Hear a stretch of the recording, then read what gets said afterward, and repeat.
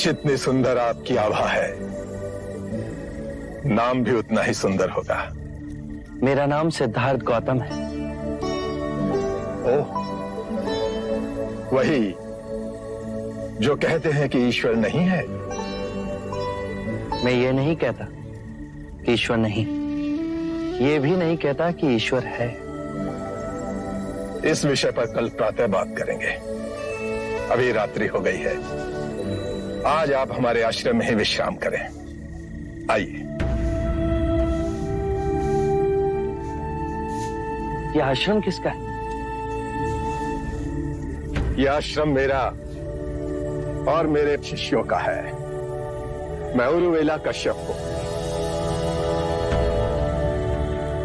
मैंने आपके बारे में सुना है। आप वही उरुवेला कश्यप हैं जो वर्षा ऋतु में मुनियों को छत्र छाया देते हैं। आज रात्रि आप मेरी कुटिया में ही विश्राम कीजिए।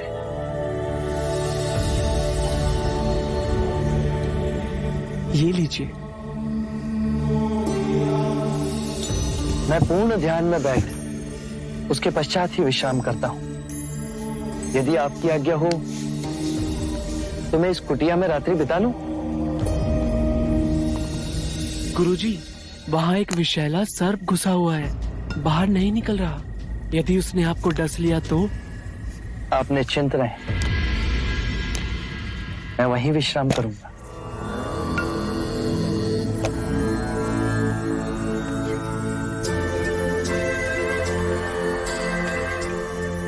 गुरुजी, रोक लीजिए उन्हें। अब वे नहीं रुकेंगे।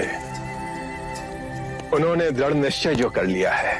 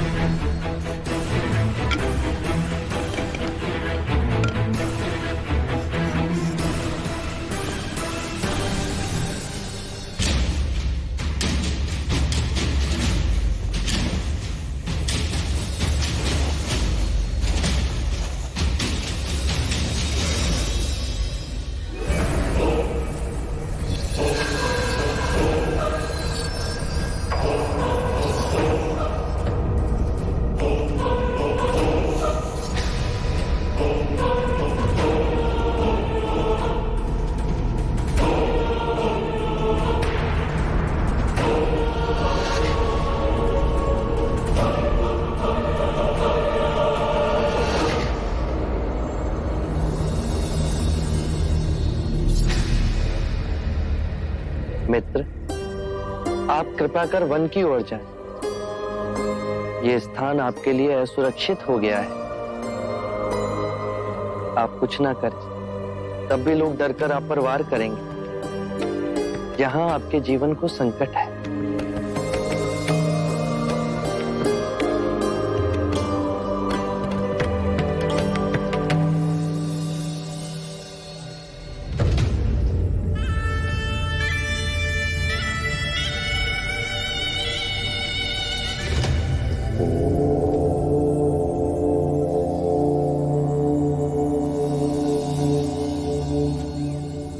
अरे, आप यहाँ हैं।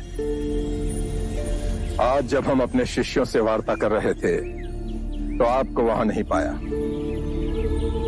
मैं वहां उपस्थित नहीं रहना चाहता था। क्यों?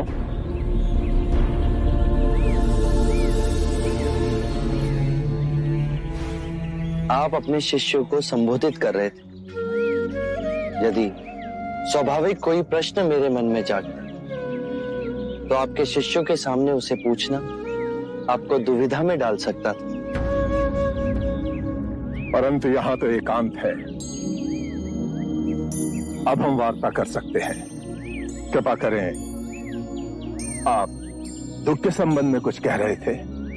क्या आप ये मानते हैं कि दुख सत्य है? क्या आप ये भी मानते हैं कि दुख के कारण भी है? हाँ। यदि कारण है तो दुख तो रहेगा। और यदि कारण ही समाप्त हो जाए तो दुख भी लुप्त हो जाएगा, जैसे सूर्य के प्रकाश से अंधेरा। आप सुनी सुनाई बातें नहीं कहते, अपने गहन अनुभव के आधार पर कहते हैं।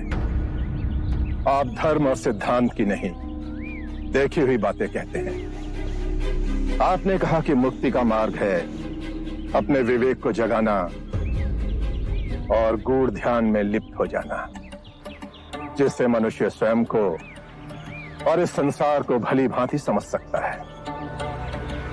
परंतु एक प्रश्न है, ये जो सारी विधियां हैं, रीतियां हैं, पूजा पाठ हैं, क्या ये सब व्यर्थ है?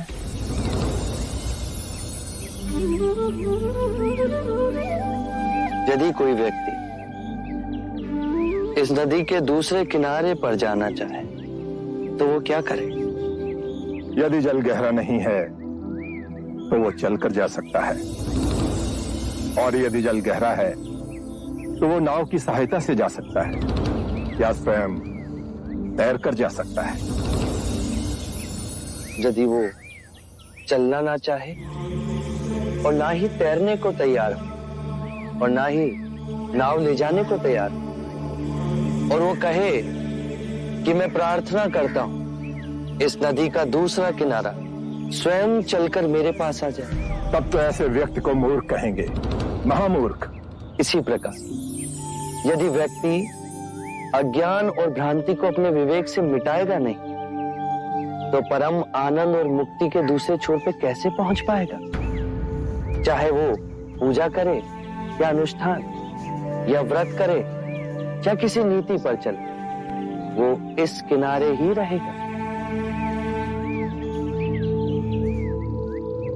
हमने सारे शास्त्रों को पढ़ा, उन पर व्याख्या की, परंतु जीवन के इतने जटिल सत्य को इतनी सरलता से किसी ने नहीं समझाया, किसी ने नहीं समझाया।